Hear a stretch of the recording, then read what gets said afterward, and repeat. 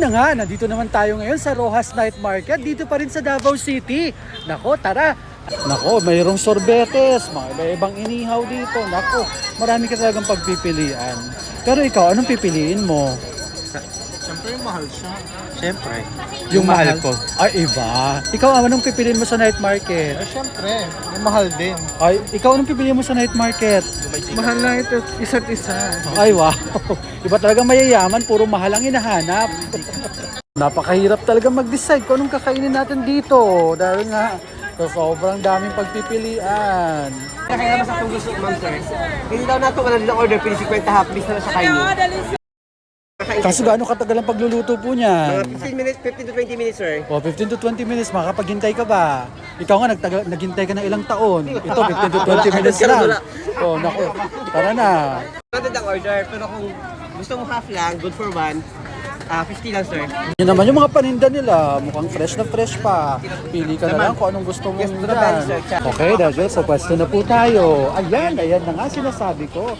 Mukhang ganado na naman ang ating mga tropa dito. Pagkain na naman kasi ang ating haharapin. Anong meron dito? Nako, may kalamansi at anong tawag dito? Okay, first part of our order ay nandito na. Puro karne lang po muna. Ito, ewan ko anong tawag dito, pero mukhang walang kakain sa amin. Ano bang tawag dito? Yung isaw, titikman na muna natin to. Ang masarap naman, wala akong naralasahang mapait. At nandyan na ang aming rice. Magkano po ba itong rice na to? 10 pesos lang pala. Pakidagdag na po, tigi isang rice pa. Paano mo ma-describe yung serving ng rice nila? Pang kiddie meal po. Or pang bready meal? So babanatan na agad natin tong longganisa. Nako, masarap kaya ito? Ang maganda pala dito, kailangan natin magkamay. At ayan, may plastic naman.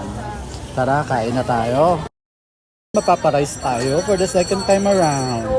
Ako, tingnan natin kung makakain nga ni Ma'am. Ayan na. Anong lasa? Lasang dagat. Lasang dagat? Masarap ba? Anong tawag ba dyan?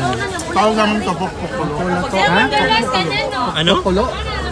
So ito, bibili tayo ng ice cream. Charcoal flavor daw ito. So first time ko palang matitikman, kaya curious tayo. Alamin natin kung anong lasa nito. Yan ang maganda dito, di ba? Iba-ibang klase. May pang-dessert pa. So masaya ka na ba?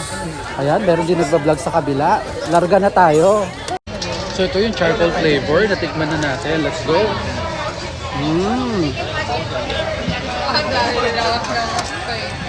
Nakakadumi ng ngipin pero masarap naman siya. Tapos ito pa, marami-raming prutas na pagpipilian. Oh, ayan. Ano kaya bibilin nila? Alin dito Mangga. yung spice? Mangga, merong singkamas, mayroong... Oh, this is papaya. This is papaya with... What's this? Sir, libre mo. Singkamas. Okay, meron ding pineapple. Meron ding guava. So what do you want there? Ito. You want guava. Magkano yan, ma'am? 40. Gano'ng kalaki? Ay, naku, 40 pesos. And this one is 80 pesos.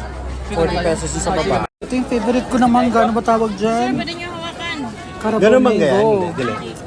Ang laki-laki ng mangga.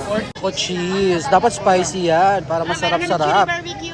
Naku, chili barbecue daw, sabi ni ate. Spoon, pwede kayo magkuha. Naku, may spoon daw, pwede kang kumuha. Ilang spoon po pwedeng kunin? So dito na nagtatapos ang ating paggagala dito sa Rojas Night Market sa Davao City. What a good experience din nito. Maraming salamat po sa pagsusubaybay ng ating vlog na to. So ayun na nga. Bye!